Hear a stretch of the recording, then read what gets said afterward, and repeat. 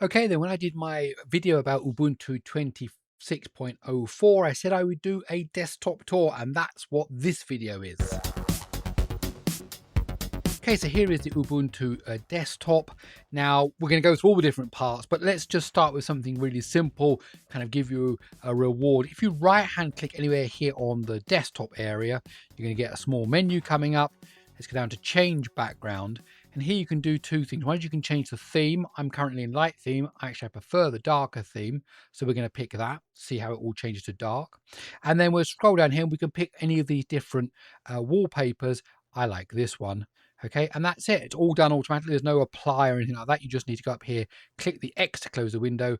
And now I'm in dark theme with a new wallpaper. Now, looking around the desktop, on the left-hand side here, we have this kind of taskbar, activities bar, which shows you some pinned different applications like Firefox or the File Explorer. And if you click on one of them, it'll actually launch that application. And if you just notice here, there's a little dot next to it here to show you that it's actually a running application.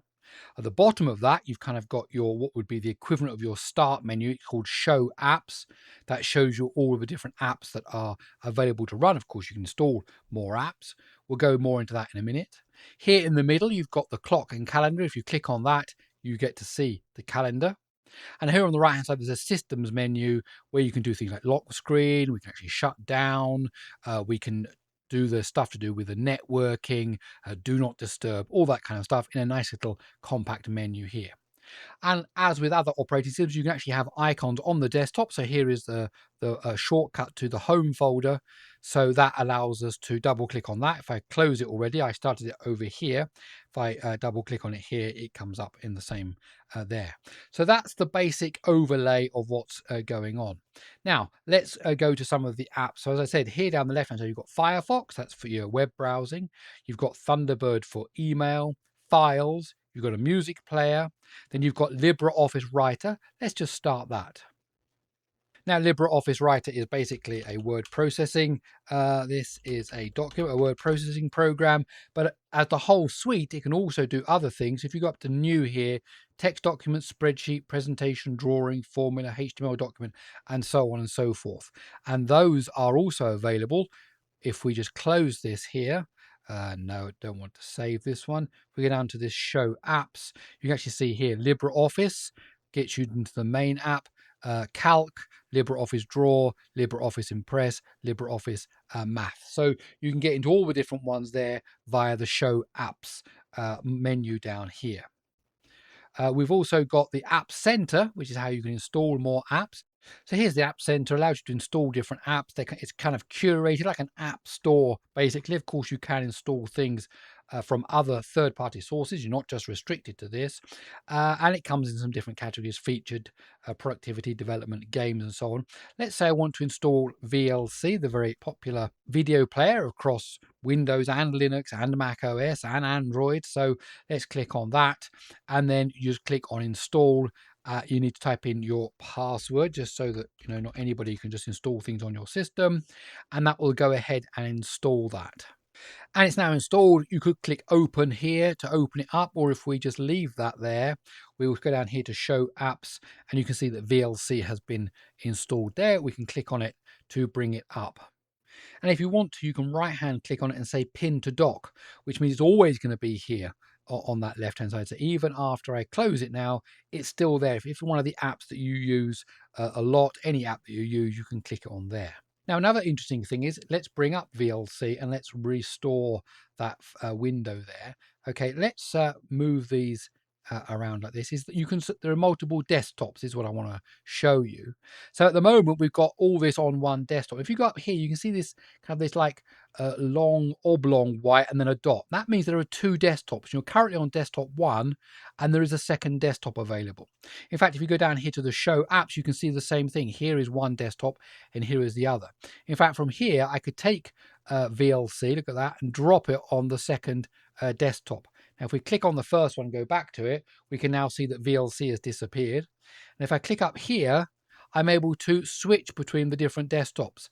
Now, because I've got automatic desktop management switched on, it's actually created me a third one as well as an empty one in case I want to do something else. So it always has one spare that I can move things into.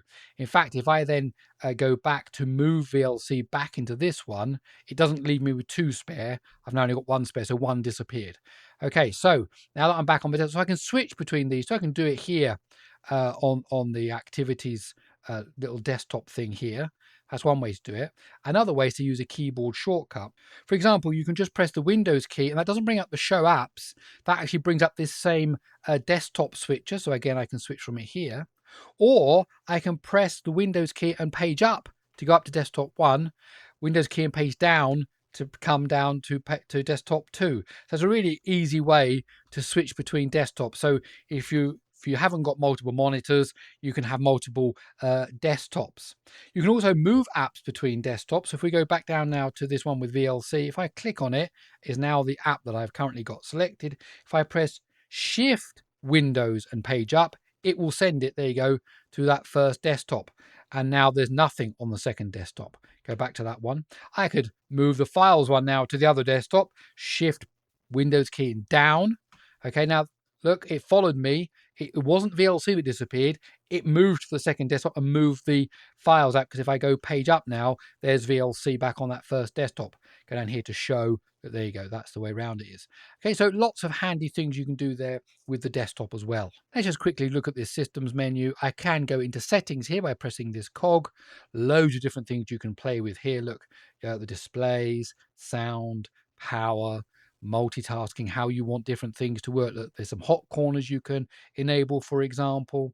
Then you've got your ability to connect to different online accounts, like your Google account, your Microsoft account. You can do things with the mouse just like you can with other operating systems. Everything is able to be tailored. You can add in printers, for example, from here.